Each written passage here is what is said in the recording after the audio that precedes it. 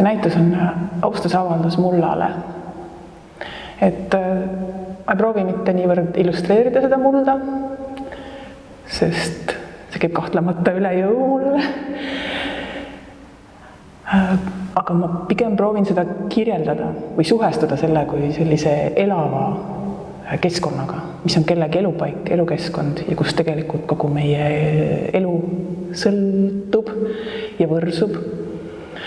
Ja teisest küljest olen ma proovinud need tööd, mis siin on, ma olen proovinud seda luua, mõeldes, kuidas üldse mullas need protsessid käivad ja ka loomeprotsess on minu jaoks mõnes mõttes natuke sarnane sellele, mis seal mullas toimub, selline varjatud, salajane lõhkumist, loomist, et jah, see on siis katse suhestuda mulla kui sellise väga olulise, aga meie silme alt ja meie teadmisest ka tihti väljas olevasse keskkonda.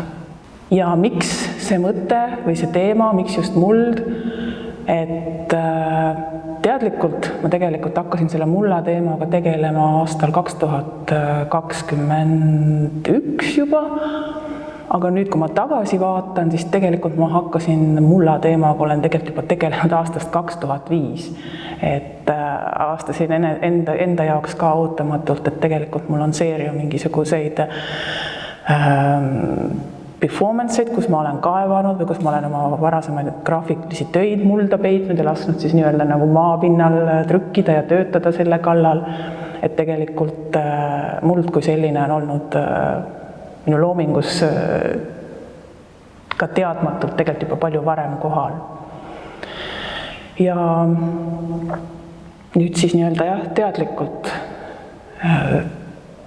proovida siis sellest paremini aru saada ja ka natuke uurida seda teadust, mis seal taga on.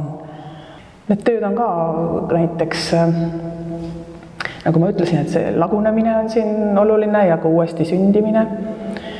Et näiteks üks suur töö koos püsimise lõimis, see on tegelikult pärineb üldse aastast, tükid sellest pärinevad aastast 2018. Nad olid väljas hoopis teisel kujul, siis ma nii-öelda kleepisin nad kokku, nagu nad praegu on see alus, siis see oli nagu ühel teisel näitusel väljas ja nüüd ma siis selle näituse jaoks nii-öelda hakkasin seda siis omakorda jälle välja kustutama, et on mõnes mõttes selline nagu arenev ja kasvav töö ja see on ka tegelikult nende kõikide teiste tööde, mida ma näen seda, et nad ei lõppe siin, vaid ma võtan nad ka suure tõenäosusega mingisse järgmisse ekspositsiooni kaasa, aga nad muutuvad. Ja selles mõttes ka see valik siin kirjeldab võib-olla mingisugust staadiumi selles protsessis, mitte niivõrd nagu lõplikku teost. Mõnikord ma alustan lihtsalt sodimisest ja siis ma proovin aru saada, et on selline kaos ja siis ma proovin selles mingi hetk ma jõuan mingisuguse korrastatuseni ja hakkan nagu korda looma, mitte ainult siis oma mõtetes, vaid tegelikult ka jah, kogu sellel pildi pinnal, et ta on selline mäng nii-öelda oma korrastatusega oma mõtetes, eks ju, ja korrastatusega siis selles loomingus, eks ju, mida ma siis nagu teen. Et paljuski alustan ka sellest, mis tegelikult on juba enne loodud või mis mina olen enne loonud. Teiste loodusse ma ei julge seda nii-öelda nagu sekkuda ja seda lammutama hakata. Selles mõttes on minu enda looming, nagu ka siin näitusel. Ma käisin tegelikult väga suure portsu mingid oma varasemaid töid läbi.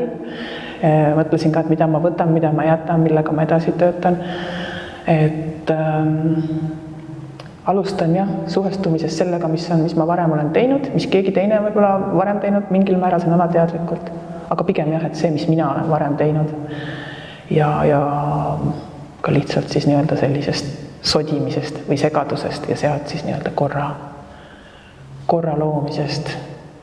Et see mäng siis korra ja korratuse vahepeal, et liiga korralikuks asi läheb, et siis on aeg lõpetada.